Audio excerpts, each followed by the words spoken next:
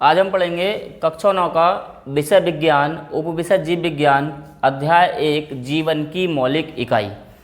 आपकी एनसीईआरटी विज्ञान की किताब में ये आपका अध्याय नंबर 5 है, लेकिन उपविषय जीव विज्ञान के अंदर ये आपका पहला विषय है, जीवन की मौलिक इकाई। इससे पहले हम जीव विज्ञान का थोड़ा इतिहास जान लेते हैं। जीव विज्ञान के पिता कौन हैं, जीव विज्ञान किसे कहते हैं, तो इस तरीके की जानकारी थोड़ी सी करते हैं। जीव विज्ञान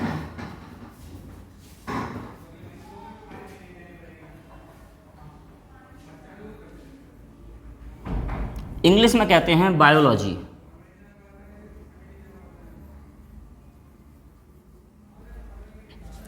बायोलॉजी जो शब्द है, इस शब्द की उत्पत्ति दो शब्दों से मिलकर हुई।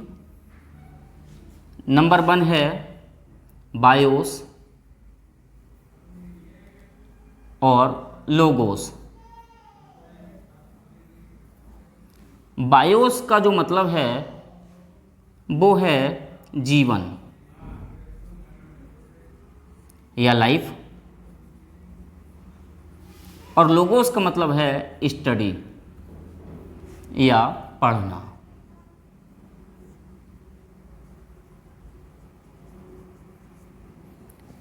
जीव विज्ञान शब्द दो शब्दों से मिलकर बना, बायोलॉजी शब्द दो शब्दों से मिलकर बना, बायोस एंड लोगोस। बायोस का मतलब है लाइफ अर्थात जीवन, और लोगोस का मतलब है स्टडी अर्थात पढ़ना, यानी जीवन के विषय में पढ़ना।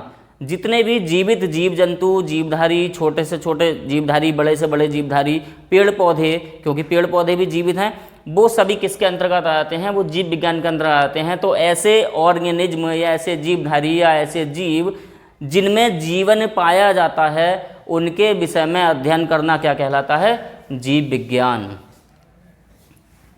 तो यहाँ लिख देंगे जीवित वस्तुओं के विषय में,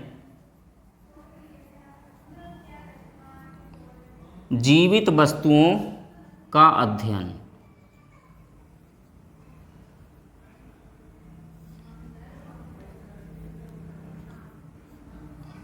तो इसकी परिभाषा क्या होगी, इसकी परिभाषा हो जाएगी वह विज्ञान या विज्ञान की वह शाखा जिसमें जीवित वस्तुओं या जीव जंतुओं या पेड़ पौधों का अध्ययन किया जाता है, वह कहलाता है जीव विज्ञान। इसके बाद जीव विज्ञान को इसमें दो शाखाओं में इसको बांटा गया है। इसकी जो मुख्य शाखाएं हैं वो दो हैं।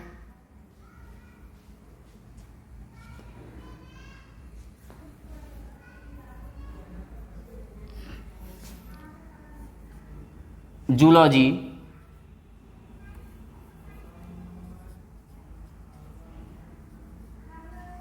और बॉटनी। हिंदी में बात करें तो जंतु विज्ञान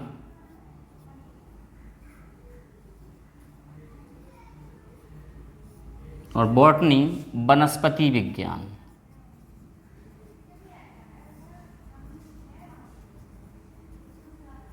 अर्थात बायोलॉजी के अंतर्गत वे सभी जीव जो जीवित हैं, चाहे तो पेड़ पौधे हैं या जंतु हैं, जबकि जंतु विज्ञान में केवल जंतुओं का अध्ययन करेंगे और वनस्पति विज्ञान में केवल पेड़ पौधों का अध्ययन करते हैं। बायोलॉजी के पिता या जनक, जिसने बायोलॉजी के पिता जो हैं, जिसने बायोलॉजी की उत्पत्ति की, वो हैं अरस्तु। अरस्तु हैं बायोलॉजी के जनक या पिता।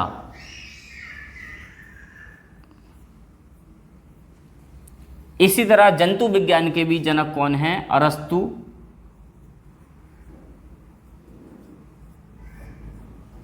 जंतु विज्ञान के जनक या पिता कौन हैं, अरस्तु।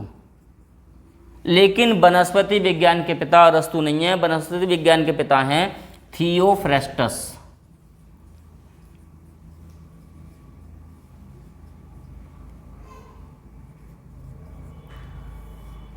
थियोफ्रेस्टस।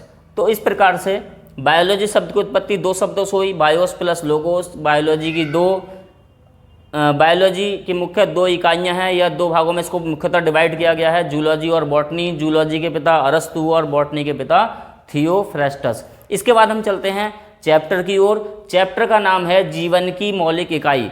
जो भी जीवन है या जिसमें भी जीवन पाया जाता है, चाहे पेड़ पौधे हों, चाहे कोई जीवधारी हो, कोई भी ऑर्गेनिज्म हो, अमीबा से लेकर हाथी तक, और छोटे से छोटे शैवाल से लेकर एंजियोस्पर्म या आवृत बीजी पौधे तक, सभी में क्या पाई जाती है? कोशिका। इंग्लिश में इसको कहते हैं सेल। यानी जीवन की जो मौलिक इकाई है जिससे जीवन चलता है या जीवन जिस पर आधारित है, वो क्या है? कोशिका या सेल। जीव की सबसे सूक्ष्मतम, सरलतम, संरचनात्मक इकाई जो है वो क्या है? कोशिका। कोशिका सबसे छोटी, इतनी, जो नग्न आंखों से देख भी ना सकें, इतनी बड़ी होती है कोशिका।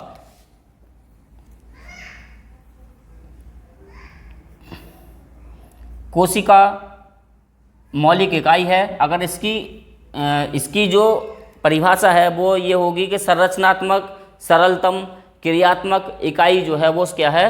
कोशिका। जीव की सबसे छोटी इकाई क्या है या मौलिक इकाई क्या है? कोशिका। और कोशिका मिलकर बनाती है, कोशिका मिलकर बनाएगी ऊतक। बहुत सारी कोशिका जो एक जैसा वर्क करती हैं वो बनाती हैं ऊतक, और जब बहुत सारे ऊतक मिलकर एक जैसा वर्क करते हैं तो वो बना लेते हैं अंग। और जब अंग मिलकर एक जैसा कार्य करते हैं या कोई एक कार्य करते हैं तो उसे कहते हैं अंग तंत्र। और जब अंग तंत्र मिलकर पूरी बॉडी की संरचना करते हैं तो उसे कहते हैं शरीर। यानी शरीर की सबसे सूक्ष्मतम इकाई क्या हो गई? कोशिका। कोशिका ने मिलकर ऊतक बनाया, ऊतक ने मिलकर अंग बनाए, अंग ने मिलकर अंग तंत्र बनाए, और अंग तंत्र ने मिलकर क्या बना दिया? पूरा शरीर। अब ये जो जीवधारी होते हैं उन जीवधारियों में कुछ एक कोशिकीय होते हैं, यानी एक ही कोशिका के अंदर अपना पूरा जीवन यापन कर देते हैं, और कुछ होते हैं बहुकोशिकीय। जो एक कोशिकीय होते हैं उनमें केवल एक कोशिका पाई जाती है, जैसे अमीबा। और जो बहुकोशिकीय होते हैं उनके अंदर बहुत सारी लाखों अरबों कोशिकाओं से मिलकर उनका शरीर बना हुआ होता है, इसलिए उन्हें बहुकोशिकीय कहते हैं। जैसे कि मनुष्य या हमारे आसपास जितने भी कुत्ता, बैल, हाथी जो भी हैं वो सारे बहुकोशिकीय हैं, बहुकोशिकीय हैं। बड़े बड़े पेड़ जितने भी हैं वो सारे बहुकोशिकीय हैं। सबके अंदर बहुत सारी कोशिकाएं पाई जाती हैं, बहुत सारी कोशिकाओं से मिलकर वो बने होते हैं। अब कोशिका कितने प्रकार की होती है ये जानते हैं। कोशिका होती है दो प्रकार की। नंबर 1, प्रोकैरियोटिक कोशिका।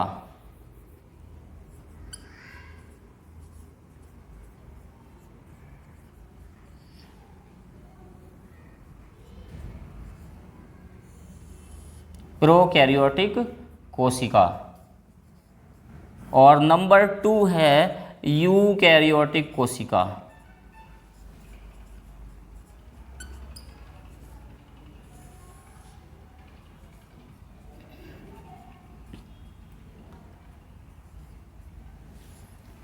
कोशिका दो प्रकार की हो गई, प्रोकैरियोटिक कोशिका और यूकैरियोटिक कोशिका। ये 2 टाइप की कोशिका होती हैं। ये सिंपल प्रकार की होती है और ये विकसित प्रकार की होती है। इससे पहले जानते हैं कि कोशिका की खोज किसने करी, कोशिका को सर्वप्रथम किसने देखा। तो कोशिका को सर्वप्रथम देखा रॉबर्ट हुक ने, रॉबर्ट हुक। और इन्होंने कोशिका को देखा सन 1665 में। सन 1665 में इन्होंने एक अपना माइक्रोस्कोप बनाया और बोतल का जो ढक्कन होता है या बोतल में जो कॉर्क पाया जाता है उस संरचना में इन्होंने देखा कि मधुमक्खी के छत्ते जैसी संरचना इन्हें दिखाई दी। उसे इन्होंने कोशिका बताया, लेकिन वो मृत कोशिका थी। और जीवित कोशिका की जो खोज करी है वो ल्यूवेन हॉक ने करी है। ठीक है, वो बाद की बात है। लेकिन कोशिका का जनक आपको क्या याद रखना है, बहुत ही इंपॉर्टेंट क्वेश्चन है। कोशिका की खोज किसने की? रॉबर्ट हुक ने की सन 1665 ईस्वी में। कोशिका की खोज रॉबर्ट हुक ने की। किसमें की? कॉर्क में। कॉर्क जैसी एक संरचना होती है, वृक्ष से प्राप्त छाल होती है, उसमें कॉर्क पाया जाता है। ठीक है, उस संरचना में। और वो संरचना जो थी किसके जैसी दिखाई दी इन्हें? मधुमक्खी के छत्ते जैसी। मधुमक्खी के छत्ते जैसी संरचना दिखाई दी, जिसे इन्होंने कोशिका बताया। तो बहुत ही इंपॉर्टेंट क्वेश्चन है, ऑब्जेक्टिव में आ सकता है। इसको आपको याद रखना है कि कोशिका की खोज किसने की? रॉबर्ट हुक ने की सन 1665 में। कोशिका दो प्रकार की बताई मैंने, प्रोकैरियोटिक कोशिका और यूकैरियोटिक कोशिका। प्रोकैरियोटिक कोशिका जो है वो बहुत ही सरलतम प्रकार की होती है, सरलतम प्रकार की। अब सरलतम प्रकार कैसे जान लेते हैं। जो पहले मोबाइल आते थे उन मोबाइल में केवल कॉलिंग हुआ करती थी, एक दूसरे को फ़ोन मिला सकते थे, बात कर सकते थे और सुन सकते थे। वो था, ये आप मान सकते हो, वो एक सरल प्रकार का मोबाइल था, जैसे हमारी प्रोकैरियोटिक कोशिका हो गई। उसके बाद आज की जो मोबाइल है जिसमें बहुत सारे फीचर्स हैं, वो एक तरीके से यूकैरियोटिक कोशिका आप मान सकते हैं।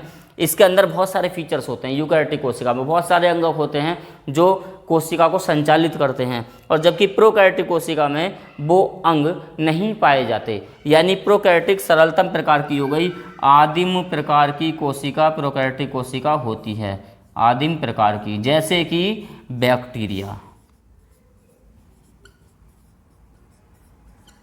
बैक्टीरिया जो कोशिका है वो प्रोकैरियोटिक प्रकार की कोशिका है। यदि पेपर में ये आता है कि प्रोकैरियोटिक कोशिका के बारे में लिखिए या उसका चित्र बनाइए, तो आप बैक्टीरिया का चित्र बना देंगे, बैक्टीरिया का चित्र बना देंगे प्रोकैरियोटिक कोशिका में। जबकि यूकैरियोटिक कोशिका एक विकसित प्रकार की कोशिका है, और यूकैरियोटिक कोशिका में बहुत सारे अंगक पाए जाते हैं।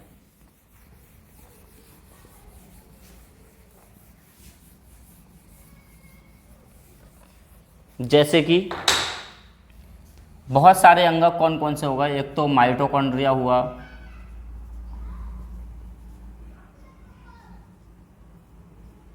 माइटोकॉन्ड्रिया, लबक,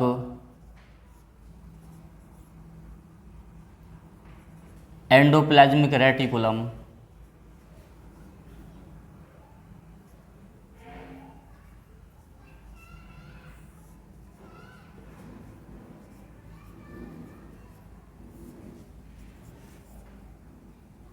गोल्जी बॉडी,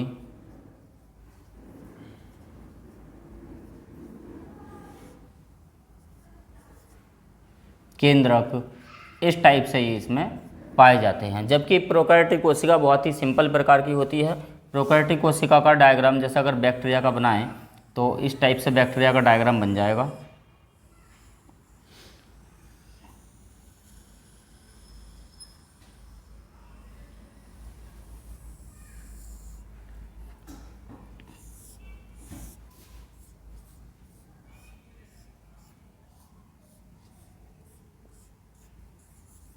ये पाया जाता है इसमें न्यूक्लियोइड। यानी इसके अंदर बाकी ऑर्गन जैसे मैंने ये लिखे, mitochondria, लबक, endoplasmic reticulum, Golgi body, केंद्रक, वो नहीं पाए जाते। अगर इसके चारों ओर एक वॉल बन जाए, सेल एक बॉल बन जाए, जिसे कहते हैं न्यूक्लियर मेम्ब्रेन, तो ये सतह केंद्रक हो जाएगा। और यूकैरियोटिक कोशिका में ये सतह केंद्रक पाया जाता है। लेकिन क्योंकि ये हमारी बैक्टीरिया की कोशिका है, प्रोकैरियोटिक कोशिका है, तो इसमें ये केंद्रक झिल्ली या न्यूक्लियर मेम्ब्रेन नहीं पाई जाती। इसमें इसका ये न्यूक्लियस या इसका जो क्रोमेटिन नेटवर्क है ये ऐसे ही इसके कोशिका द्रव्य में बिखरा हुआ पाया जाता है। जबकि यूकैरियोटिक कोशिका में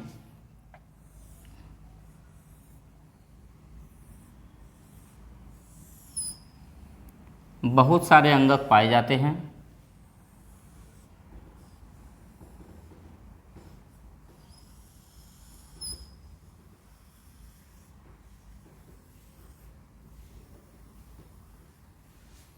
एक इसमें बड़ी सी वैक्यूल होगी, जबकि जंतु कोशिका में ये वैक्यूल या तो अनुपस्थित होती है या बहुत छोटी होती है। जैसे मैंने आपको बताया, एक तो प्रोकैरियोटिक कोशिका बता दी,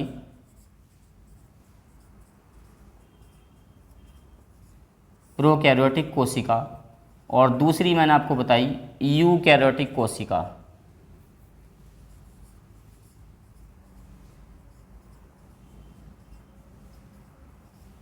तो ये प्रोकैरियोटिक कोशिका तो बैक्टीरिया नीले हरे शैवाल में पाई जाती है, और जबकि यूकैरियोटिक कोशिका ये जंतुओं और पादप दोनों में पाई जाती है। ये जंतुओं और पादप यानी पौधों में दोनों में पाई जाती है।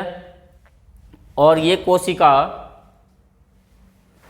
ये कोशिका जंतु पादप, ये प्रोकैरियोटिक कोशिका नीले हरे शैवालों में पाई जाती है, जबकि यूकैरियोटिक कोशिका जंतुओं और पादपों दोनों में पाई जाती है। पादप यानी पौधे और जंतु यानी जानवर, दोनों में ये पाई जाती है। मनुष्य में भी यूकैरियोटिक कोशिका होती है, प्रोकैरियोटिक कोशिका नहीं होती। प्रोकैरियोटिक कोशिका केवल नीले हरे शैवाल और बैक्टीरिया जीवाणु में पाई जाती है। तो मैं आपको बता दूं, ये जो मैंने एक लाइन खींची है इसके बाहर आउटसाइड में, इसको कहते हैं कोशिका भित्ति। इसको कहते हैं कोशिका भित्ति।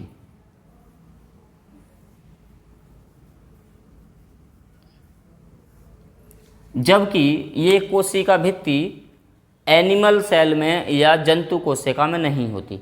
तो ये चित्र जो आपका बनाया जा रहा है, ये पादप कोशिका का या पौधे में जो कोशिका पाई जाती है, प्लांट सेल, उसका चित्र आपको बनाकर यहाँ पर दिखाया जा रहा है। तो कोशिका भित्ति, ये बाहर वाली लाइन जो है, जंतु कोशिकाओं में नहीं पाई जाती। और ये वैक्यूल जो रिक्तिका मैंने एक बनाई है, ये भी जंतु कोशिकाओं में या तो अनुपस्थित होती है या इसका साइज थोड़ा छोटा होता है। और इसके अलावा जैसे कहते हैं कि कोशिका का ब्रेन, तो कोशिका का ब्रेन जो होगा या कोशिका को जो संचालित करता है वो होता है केंद्रक।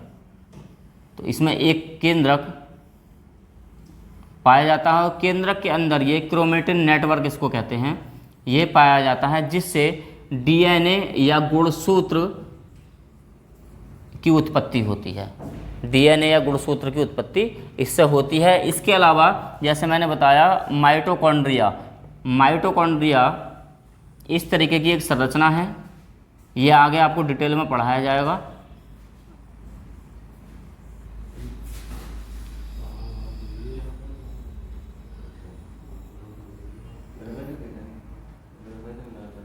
माइटोकॉन्ड्रिया, इसके अलावा एक ही होते हैं क्लोरोप्लास्ट, जिन्हें कहते हैं हरित लवक। इसके ऊपर ये ऐसे एक थाइलेकॉइड नाम की स्ट्रक्चर होती है। ये चित्र आपको बना लेना है, ये एग्जाम में आ सकता है, जरूरी है।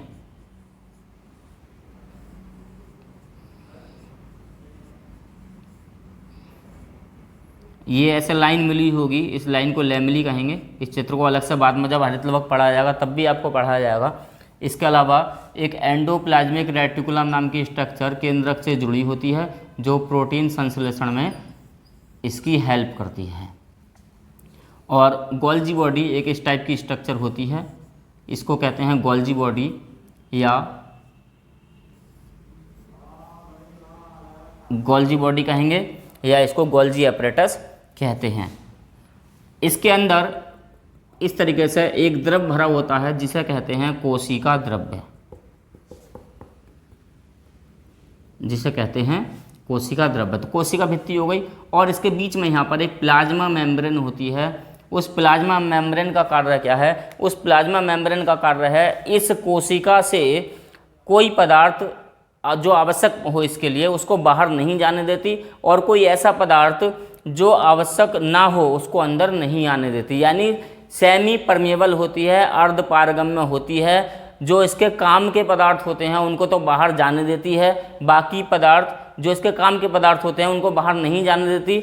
और ऐसे ही उल्टा है, जो काम के पदार्थ उनको अंदर आने देती है और जो काम के नहीं है उनको अंदर नहीं आने देती। ये करती है प्लाज्मा मेम्ब्रेन या कोशिका झिल्ली।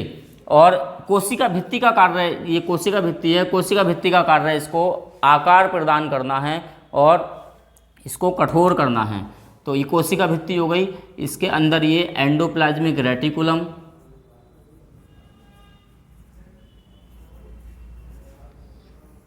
एंडोप्लाज्मिक रेटिकुलम, इसके अंदर जो द्रव भरा हुआ होगा उसको कहेंगे कोशिका द्रव्य।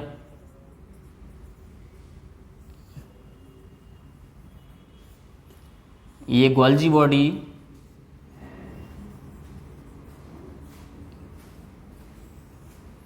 इस स्ट्रक्चर को कहते हैं हरित लवक। यह भी केवल पादप कोशिका में पाया जाता है, यानी जंतु कोशिका में यह हरित लवक नहीं पाया जाता। पादप कोशिका में या पौधे वाली कोशिका में, प्लांट कोशिका में ये पाया जाता है, जिससे पौधे प्रकाश संश्लेषण क्रिया करते हैं। ये माइटोकॉन्ड्रिया,